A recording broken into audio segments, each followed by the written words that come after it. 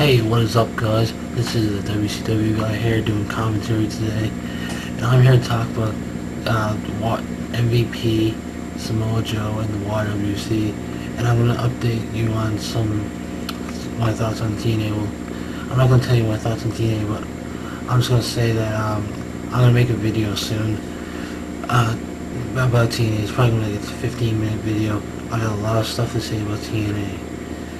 A lot of problems I have with it now, so stay tuned for that video. Anyway, I'm gonna come on here and give my thoughts on MVP. The MVP could have been a main eventer of the WWE, in my opinion. He could have been world champion. I just don't think he could have got over. I just don't think he could have got over as a face.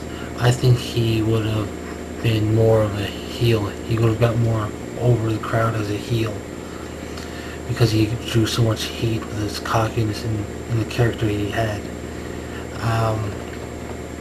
He seemed to have a great direction in 2006 and 07 because they were pushing him. He was United States champion, great feud with Matt Hardy. He was put over a few guys like Kane in 2006. He wrestled Kane at Armageddon. They had him in a Inferno match with Kane, I believe. This guy has a very good look as a wrestler. Looks like a champion to me, and has lots of charisma on the microphone. He's very entertaining to me, in my opinion, as well. After MVP became a tag team with Mark Henry, he started becoming a jobber because you would see how he would start losing a lot of matches to the up-and-coming guys like Sheamus.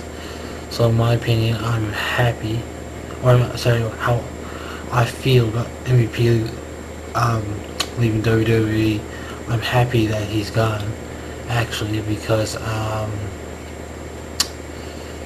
it just seemed like there was nothing going for him. You know what I mean?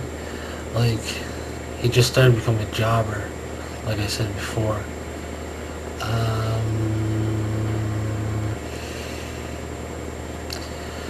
He was going nowhere with WWE pretty much, so maybe he might have a better opportunity in TNA, though.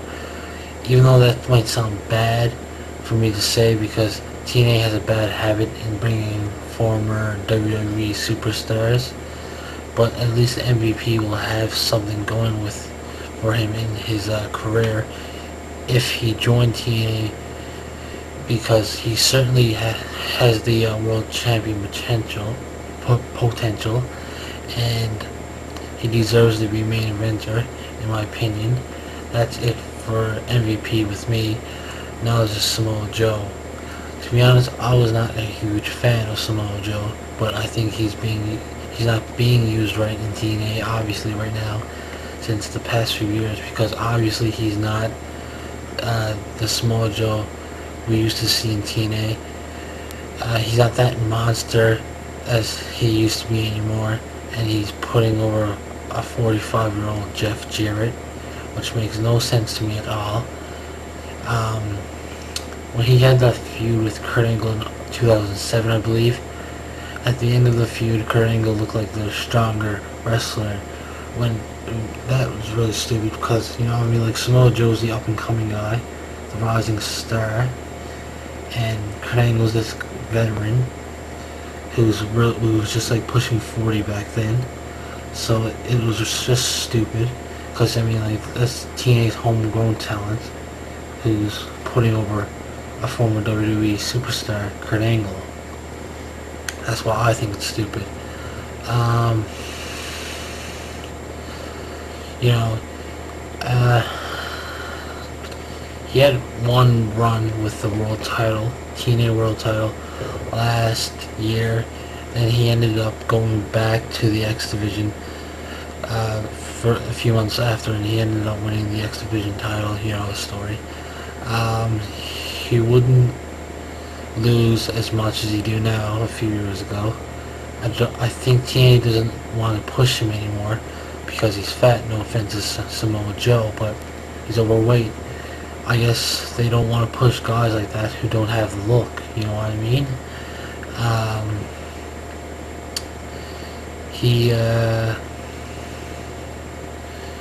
he wouldn't get as big of a paycheck in ROH, and I wouldn't mind seeing him have a run with the WWE if the WWE was interested in him.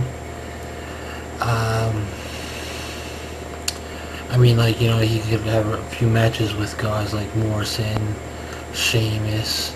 You know, Sheamus might not be all technical wrestler, but big guy versus big guy.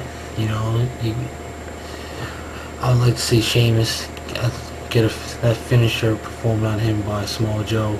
Or is it the key to clutch or something? And you know how AJ and Samoa Joe were very good wrestlers who always had a very good match. Well, just imagine what kind of match Morrison and Samoa Joe would have.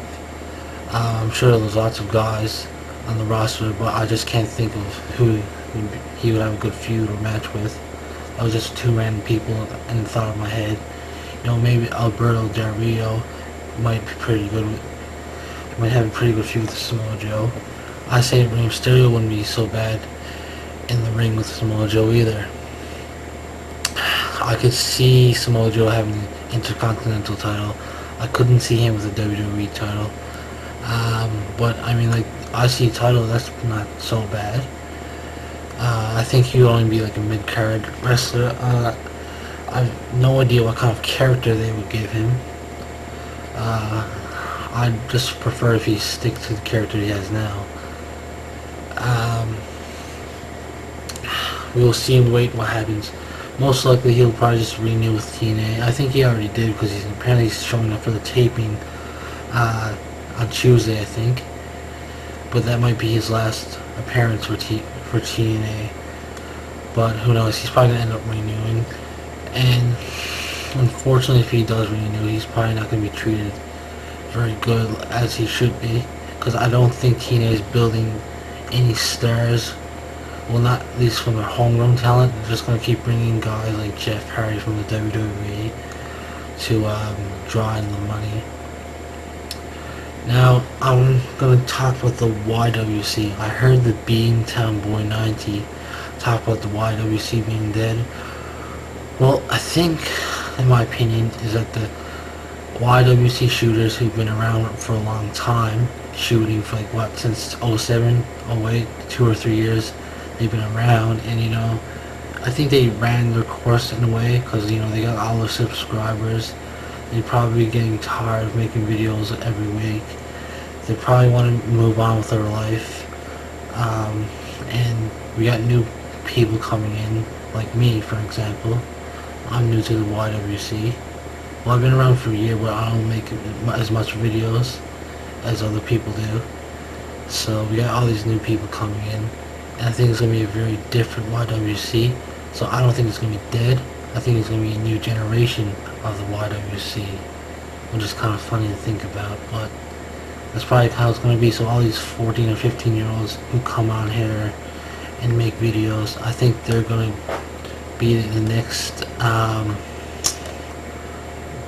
YWC shooters that will lead the next generation. They might have like, what, 200 subscribers now, but in a few years they'll probably end up having like 3,000, 4,000, 10,000, you know.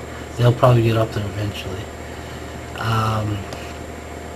Anyway, soon, probably like 2 weeks or so, I'll make a video on my thoughts of TNA, because I think everything I'm doing now is just bullshit, and they're just going in a very bad direction. Anyways, I'm the WCW guy. You guys take care.